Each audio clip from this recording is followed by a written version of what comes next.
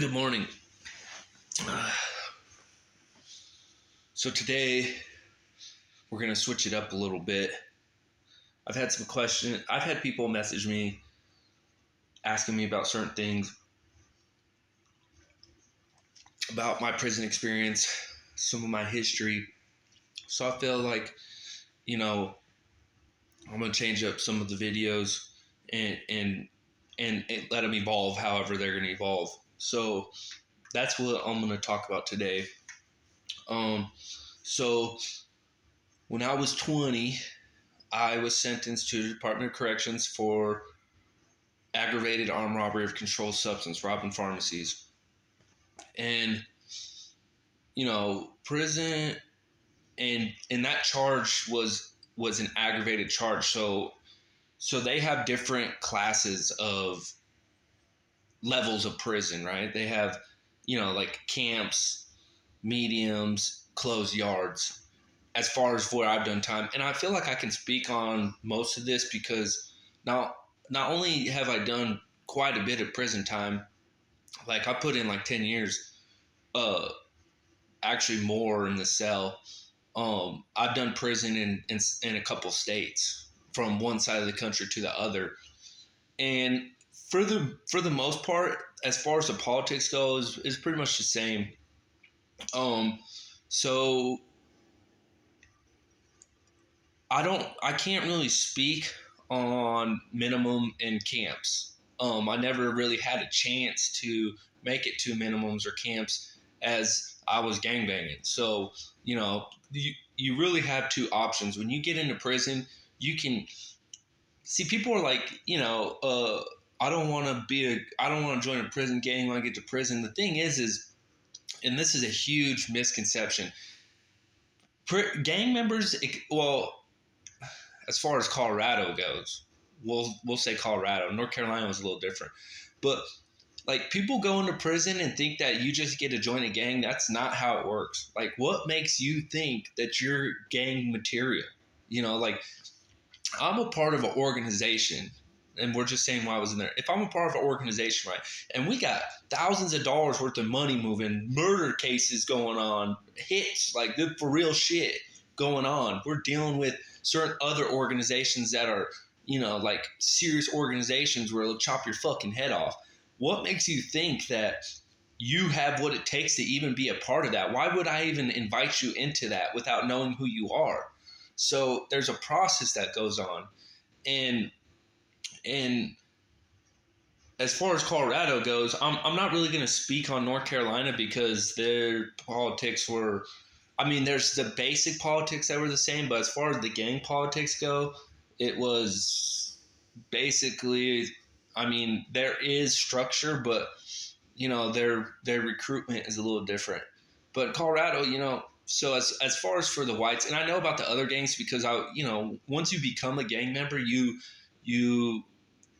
deal with a lot of other gang members. You learn their structure, and every gang is trying to basically structure themselves towards California politics as far as West Coast goes, which I consider Colorado, it's Midwest, West Coast. And so our politics were geared around, as far as the whites, the Aryan Brotherhoods, and then the Bloods, the Crips, Sureños, Norteños, Gangster Disciples, and the other Mexican sets that are in there. Colorado is unique in it only has one white gang. There used to be a couple different branches. And what was happening is that they were fighting each other. And it got to the point where it started getting racial enough that they banded together and said, okay, we're going to organize all these three different cars into one car. And I'm not going to say the names or whatever, but, as far as what the Colorado car was, not because I can't, because out of respect.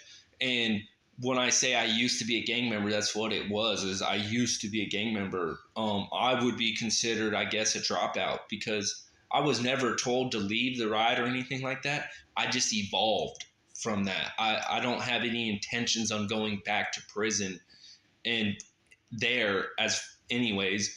And since it's all the way across the country. I mean, I'm in contact with members still, and I would be considered a member still because I never left on bad terms. I actually have a good standing name. However, it's a prison gang. It's not a street gang, and that's where the difference comes in. As far as the organization that I was involved in is, some of the other organizations that I mentioned, you get quoted in or put on the streets, the hood you're from. And so it's a different aspect. The organization I was involved in, you can only be involved in it and only get your patch in by being in prison. So it's a whole different it's a whole different aspect. And so it basically is like this. So when you come into prison and say you're white, right? But it in any other race, say you're Mexican or black, you'll be in like a phase called orientation, where you're like in this pod, and the COs are basically just watching what you're doing, and you meet with your caseworker or whatever. But you'll have other inmates that work in that pod, like porters, and they're gang members usually. What they're doing is they come in and they paperwork check you. They hit you up, hey, if you're another race, you could already be a gang member. So they hit you up, hey, who do you ride with? What's up? Do you have your paperwork? So your paperwork is this: what you went to prison for. And also it has on your paperwork, like, because see, some people slip by where they're in on new charges, but their old charges, they were pieces of shit. When I say pieces of shit, I'm saying like a rapist, a sex offender, a child abuser, animal abuser. Those three types of inmates are not welcome. They are not welcome. Those are the inmates that really get the brunt end of the violence, is the sex offenders, the the chomos, the rapists, anybody who's got like cruelty to animals, like crazy shit like that. Like, we go out of our way. We call them trophies. I'm trying to stack trophies on my shelf. These are like dudes that I hit. You know what I mean? Like I fucked up, stabbed, whatever. And so you get your paperwork check. Well, say you have good paperwork, okay? So say you're white, and I'm just gonna speak from what I know as far as being white. So I go in and I'm white. I'm a young white male. I got good paperwork. Okay, so the gangs don't just come to me right away and be like, hey, do you want to be a part of my gang?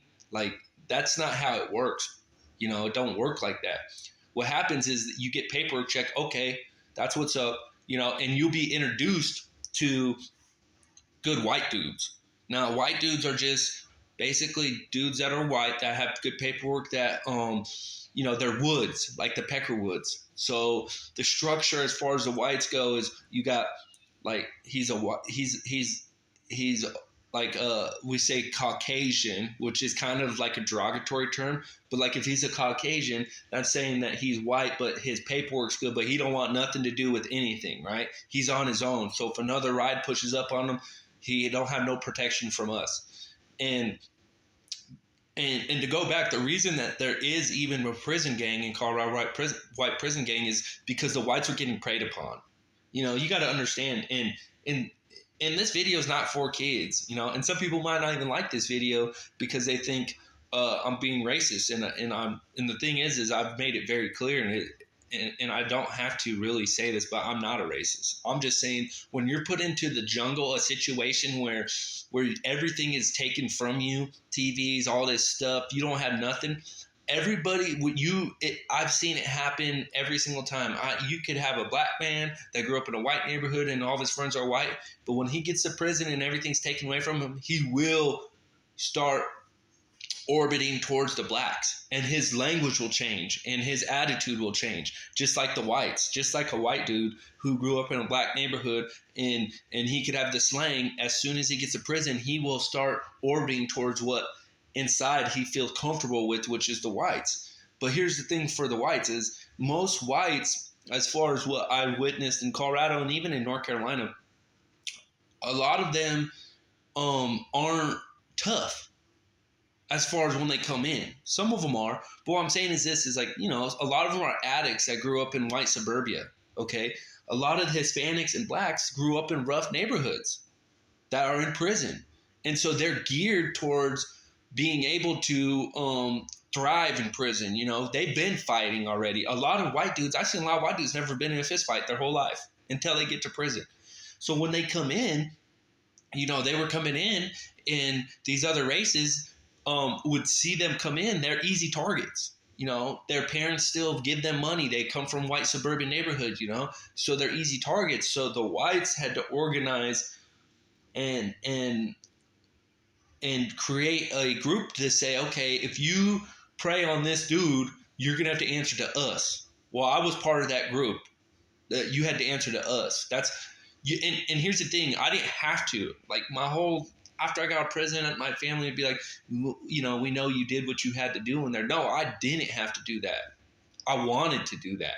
I chose to do that, and I was good at it. I thrived in prison, you know, because I grew up in a rough situation. So prison for me was just like for as far as my family goes, and what I thought was like, you know, that was like growing up. That was like manhood, like coming into manhood. But anyways, that being said, so you get introduced to a group of white dudes, right? Woods, we call them Woods. And the Woods are this. The Woods are white dudes that are not gang members, but they're saying, hey, we're fucking white. We're sticking together. We're going to ride together. Now, when you are in the wood piles, what we call, there are obligations you have. There's mandatory workouts, right? The Woods are the ones who do paperwork check. They're going to go and check any white dudes that come in, right? Now, say there's a sex offender that comes in, as far as if he's a sex offender that isn't like, because there's different degrees of people who have sex charges. Some people have indecent exposure. Some people have sending naked pictures of themselves online. They'll take care of that. You know what I'm saying? But if it's a sex offender that came in and he raped a kid or something like that, all of us are going to really want, you know, like, you can't just beat one of them up. Like, he's got to get killed. You know what I'm saying? Like, stab, booked. We call it, like, go book that dude. So I would, at that point, I would get involved in it. But the Woods are this. This is what the Woods do. If something pops off on the yard, right, the Woods are our backbone for as far as the ride I was in. They're our backbone, right? They're our soldiers. And not every yard we always get along, but we always stick together when shit goes down. So then, okay, so you have the Woods, right? The Woods are going to be like they're the mass. There's more Woods than there is the ride. I call whatever organization I am, we call it the ride. Like, I'm in the ride. You know what I'm saying? So say you're a white dude, so you start hanging out with the Woods. In order to be recruited by the organization that I was involved in, you have to have a certain amount of time to do, right? But also you have to have been down for a certain amount of time. We have to see how you operate. You know, you need to hang out with the Woods for a while. We recruit from the Woods. And you know, that takes years, right? It's not this like, you know, North Carolina, they have this thing where it's like, dudes just come in. They don't even paperwork check. They do a 90-day observation. Like, you're under observation for 9 days. Now you can be a part of my gang, because they're recruiting for numbers, which I understand because the population is so big here. The prisons there's so many more prisons here, and you can't communicate from prison to prison. In Colorado, it has a big population. The prisons are bigger there.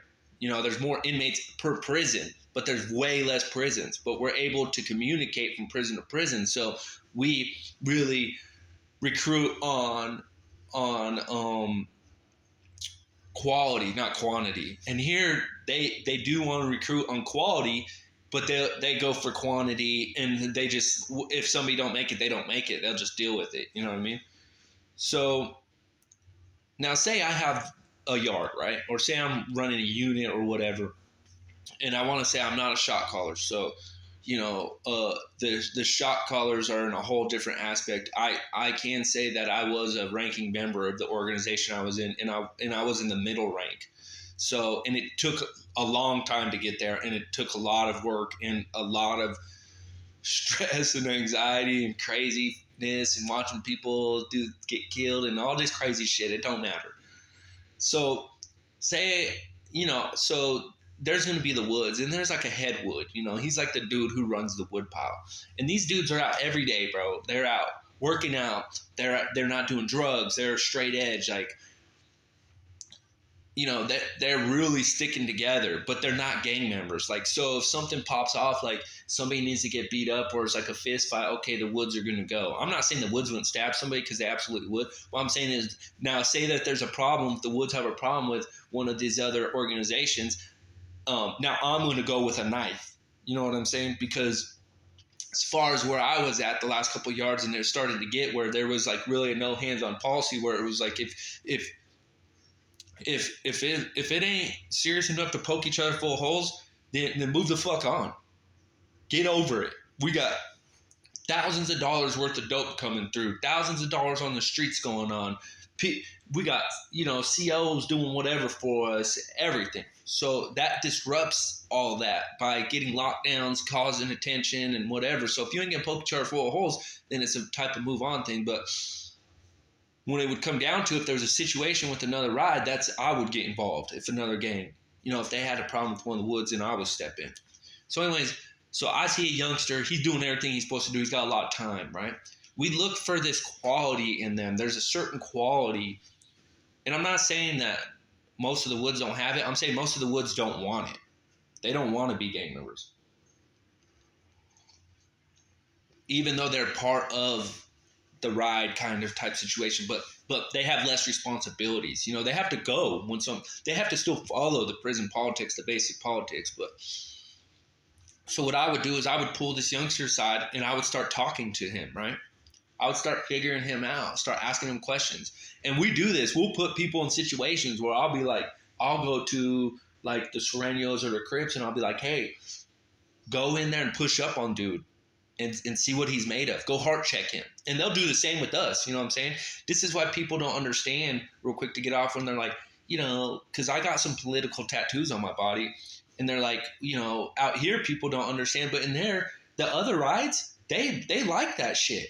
The other races absolutely respect me, and I respect them, and they have the same kind of political tattoos, because what it is it's a Facebook page, right? My tattoos are a Facebook page.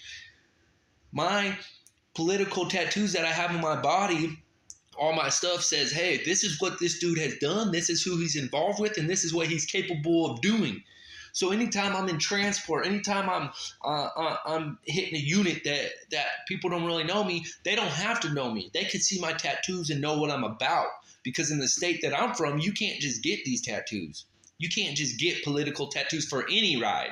It don't matter what ride you're in, because that's your Facebook page. That's what speaks for you. Without, you know, in prison, it's very important to be careful what you say in your words, right? Less is better, almost. So my tattoos speak for me. But anyways, that being said, you know, I'll go to the youngster and you know, you'll always be able to tell, like, this dude's got a certain style to him, a je ne sais quoi, or however they say it, which is like an essence to him. And here's the crazy thing. Like, people think that, you know, in prison that we're just in there thugging it out, doing all this. No, we're in there studying. I'm talking about real studying, college studying, book studying. Like, we're in there holding each other accountable. We're in there reading everything you can imagine. So say I'm like, okay, this dude has what it takes. I want to put him on the porch. That's what we call it. Like, you're not in the ride, you're not in the house, you're on the porch. Well, as far as Colorado goes, it takes 2 years to get your numbers, right? While you're on the porch, this is what you're going to be doing. You have essays you have to do, book studies you have to do. If you don't have your GED, you have to get your GED. If you don't know math, I'm going to assign a bro that knows math, and he's going to teach you math, right? You have to do your workout every single day. You have to show up every single day. No gambling, nothing. You know what I mean? No drugs, no gambling, nothing. Keep your mouth shut, stay on the tier, and observe and learn the flow of the energy of the prison, you know? But you got, you know, I learned so much in prison. Like, it was going to school for me. It wasn't just a school like street school. It was also academic. You know, I got my GED in prison. I learned psychology in prison. Like, I learned basic computer skills, work ethics. Like, I went, because you know, not only does the state require you to take these programs, which you don't have to, you can say fuck you and do whatever you want. If you're as far as the organization I was involved in, this is not only is it encouraged, it's frowned upon if you don't. Because you need to, they don't just recruit for because a dude's big and he can fight. We're in prison, okay? Everybody's got to fight. It don't matter from little to tall to whatever. On the yards I was on, like, what's a fist fight? You know what I'm saying? Like, what's a fist fight? So, and especially if you're a gang member, what's a fist fight as a gang member? That's nothing. It don't matter about whether I fucking got hands or not. It matters what fucking I showed up. You know what I mean? I've lost way more than I've won. You know what I mean? And my prison nickname is Thumper. You know, I'm 5'8", 5'9", 180 pounds. I'm little motherfucker in prison. They call me that. Not because I was in there thumping and winning fights, because I was in there losing fights but still thumping. You know what I'm saying? Like, I had heart. I would go. So but I wasn't recruited on my physical stature. I was recruited on my ability to be able to basically I was able to diffuse situations. I was able to organize good workout cars. I had a good report with other rides, right? I would be on the poker table, right? And you can't just play poker either because, you know, everybody has assignment. Everybody's assigned to certain things. Well, you know, as far as when I was in Lyman and the guy who had the yard there or whatnot, you know, like the unit I was in the gang unit. I was in the most dangerous unit in Colorado for a year and a half. I would say it fluctuates between there and Sterling level unit 4 and then Beauty High Side, and then obviously CSP. But, you know, I'm in Lyman unit 2, the gang unit, and it's all gang members in there, all of them. And there's only 6 or 7 of the people I'm in the ride with, but there's 300 people in the unit. So we had to really be on our toes, but I was very good. The other rides really liked me.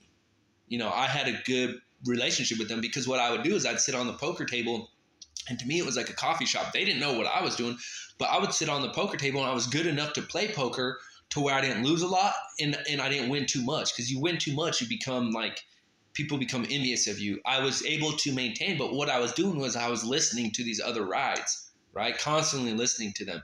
Because a lot of them have diarrhea of the mouth, right? They get comfortable with you and then they start talking around you, not realizing you're still sitting there, because I would stay very quiet. You know what I mean? I didn't offer my opinion too much on stuff. And when people would be like, yeah, you think that, like, what do you think about this? I'd just be like, you know, like I would kind of not make it about me. I would let it still be about them. I learned to start, if I did start talking, because there were certain people, my goal is that the gang leaders that would come on the table, I would try to befriend them purposely. I would fold hands out to them, even having the winner hand. They don't know this, you know what I'm saying? But my ride knows this, you know what I mean? The dude that runs the yard knows this, because there was less of us. So we had to maneuver, right? I learned how to maneuver. And the reason I would do that is because I wanted to create a good rapport with them, right? Not like I'm folding out because you're a gang leader and because I'm scared of you. Nothing like that. Sometimes I would purposely hit as much as I could and gun at them on certain days when I could feel the energy, right? Because I would go off the energy. Sometimes I would be stubborn, right? Sometimes I would have an attitude on purpose. That this was planned, right? I knew I was doing this and I knew the game I was playing, so that they knew, so they wouldn't take advantage. But what I would do is I would create situations, right, where I could get them talking about themselves. And then once I did that and I started learning to let people talk about themselves, like I would ask them questions. I would lead them on into being able to talk about their paralysis and like how tough they are, basically, type shit. They liked me, you know what I'm saying? So then when something popped off, and here's the other thing, you know, I really had no fear. So we're not supposed to go in the cell with other rides, right? By ourselves. Whenever there was an issue, and I've been violated for this several times, I would go in by myself. And I'd be in the room with 5 Bloods, 5 Serranios, 5 Crips, whatever. With the situation that's between us and them, we almost just, like, shit just popped off, or almost. And the reason I would do that is because I was so little, and I knew that they would look at it like, man, if you jump on Thumper, like, that's going to look terrible. It's going to set the whole yard off. You know what I'm saying? Because I'm in here trying to, like, peace type shit. And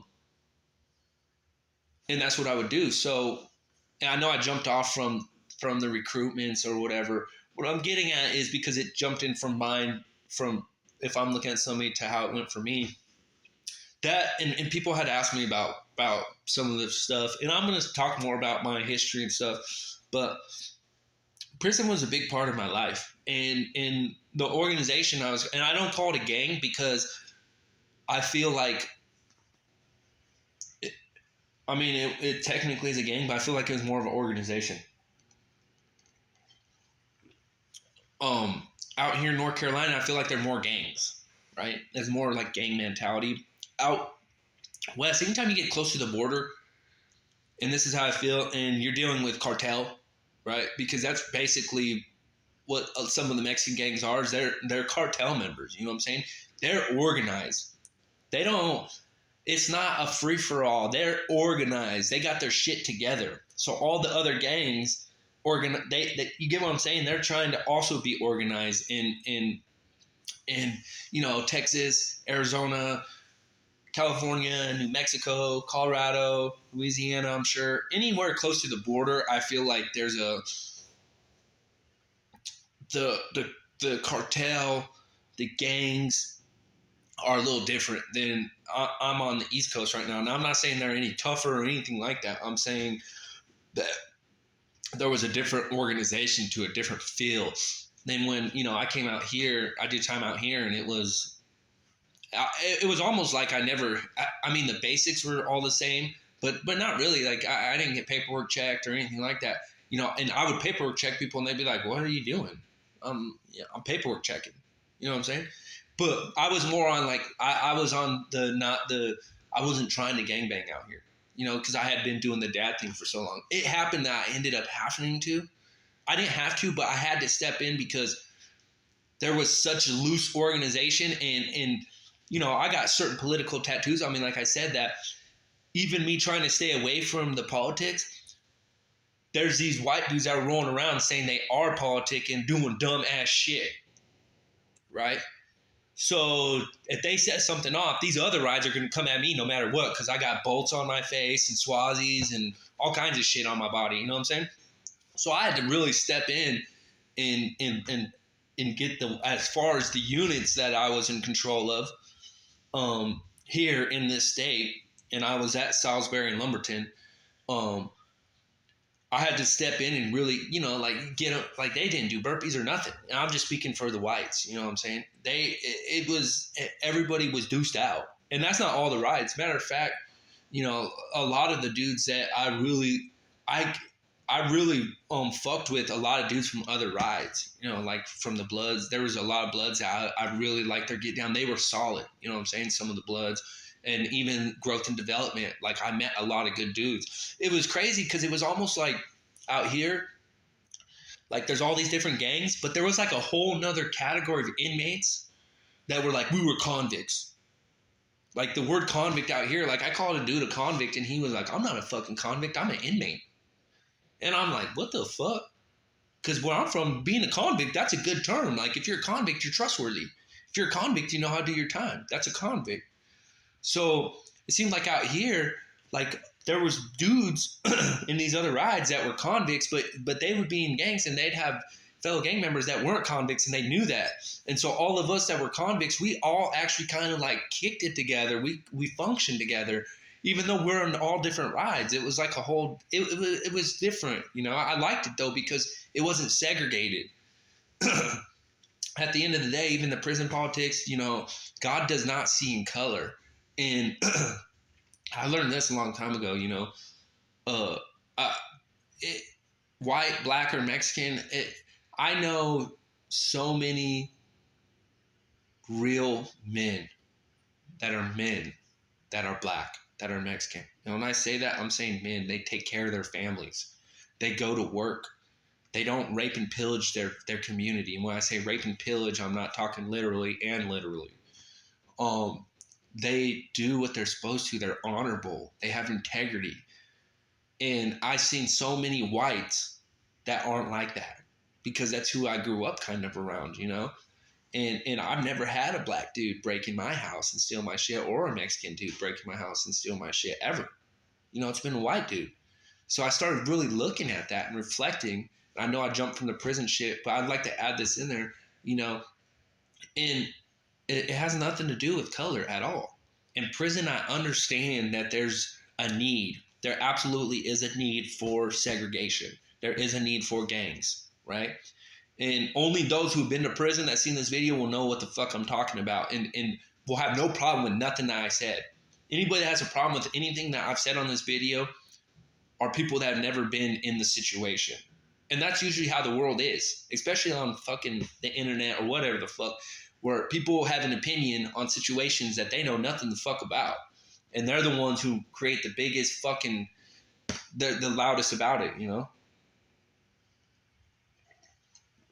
But I'm going to leave it at that. I'll touch more base on it.